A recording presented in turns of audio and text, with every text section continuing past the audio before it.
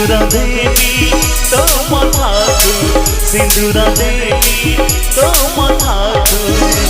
तो सवारी उठिबा मधु सुरकु